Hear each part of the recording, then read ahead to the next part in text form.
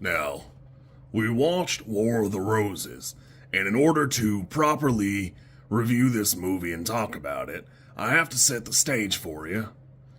And the way it happened was, we were watching something else, and the preview came on, and my mother turned to me when she saw the title, and she was so excited. I can't describe the way her face lit up to talk about the original. War of the Roses being remade with Benedict Cumberbatch and some other people. I don't know, that movie looks kind of crazy. I really do hope it turns out pretty good, because my mother's face lit up when she started talking about this movie, and I could tell that, based on that, this one would be pretty special. Like a weird hidden gem that was obviously like something somebody loved. That one's gonna be called The Roses if it matters to you, and it should not because it doesn't matter. It's not really the focus of this particular review, because we watched The War of the Roses, and I don't know what I thought this movie would be. I noticed, just by happenstance, I meant to just read the whole trivia before I started, and I wish I had finished it. Danny Devito directs this movie, and not only is that, like, kind of noteworthy to me, because it's just another case that you see Danny DeVito in pop culture all the time, and mostly It's Always Sunny in Philadelphia, and I think he does good in that, but I don't associate him with the kind of talent that it seems like he'd need to be a good director and do a great job like he does here. This movie's so good. Everything is framed right, it's boxed, and while the lighting techniques seem dated, or like, if Michael Douglas turns on the light next to his bed, the whole room lights up to make it, look good. It's all just that good. I don't know. There's like a certain charm to it that, like, even though it's kind of dated and quirky, it's hard not to love for me. The movie stars Michael Douglas, Kathleen Turner, and Danny DeVito is also in the film. And I gotta be honest with you, it's funny because I see these people every now and again. Kathleen Turner a little bit less, and Michael Douglas has been in some Marvel things. But, like, It's like I watched their origin story, and I acknowledge that they were all in other things. Particularly, Kathleen Turner and Michael Douglas were in a lot of stuff in the 80s that I really haven't seen, so, like, they're before my time. I'm sure I should watch Romancing in the Stone, and maybe I'll get to it one day, but it's funny because Michael Douglas is kind of an asshole in the movie, and it feels like he got typecast that way back then, and I just never really noticed it. This movie's so great.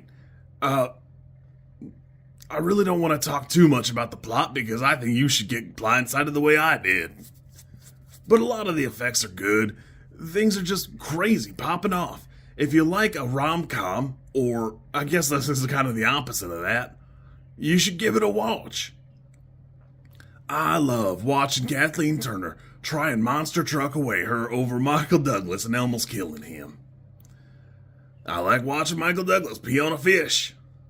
Good time. Sean Astin is in it as a child, which is kind of funny to me that, you just don't see him super often as like a young buck. That, obviously you can go watch like The Goonies or something, but everybody's seen The Goonies. You might not have seen this. Somewhat notably, Danny DeVito plays like a really good lawyer, that type of thing. But there's a character he's talking to. The character has no lines. He doesn't say a word. Danny DeVito just kind of monologues at him for a little while, and that's the framing for the story. What's great about this, what's really cool, that is the voice of Homer Simpson. And I would have never really noticed that. It's one of like the crappier IMDb trivia parts, but it is kind of funny to me, because I would not have known that other than it's right there. So that's pretty cool. Without giving anything away, Danny DeVito talks about it in an interview where he says, no, they talked about some alternative endings, but really it just isn't in the cards for the character. So I appreciate the ability to commit to it. There is a book, I'm not going to read it obviously, that, I feel like I say that every time I do one of these where a movie is based in a book. I really like this, that I don't want to fuck it up by reading a book that maybe I don't like or seems a little long. This movie's so good that War of the Roses is a term that they use in German pop culture, and it used to mean something different, and now it refers to this.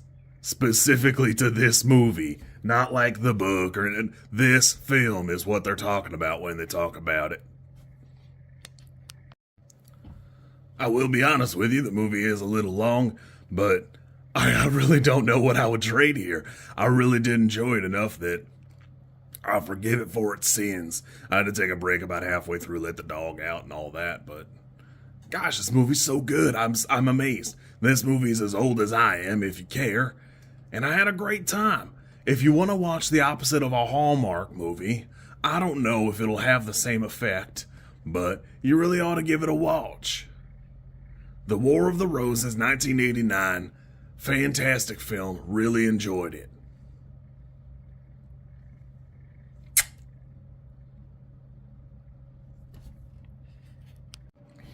The Roses comes out this August, supposedly. I hope it's pretty good, although I will be surprised if it captures the spice that the original had. And it could always be a little bit closer to the book. I don't know anything about that myself, but I hope it's a little bit like this, because this is so good. I hope it has that intensity, that fire, that spice.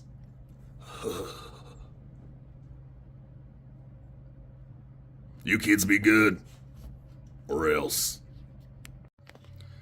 If you like this content, I'm supposed to ask you to like, comment, and subscribe. I think like is here, and comment is probably down there, and subscribe over there somewhere too, I think. I don't know how many times this like snippet is gonna make it into a video. Everybody says you should do it this way, and I always thought it was just like an annoying thing other YouTubers did. And as you know, I am bad at editing, so if you like it, great, I'm happy for you. If you don't like it, I'm sorry.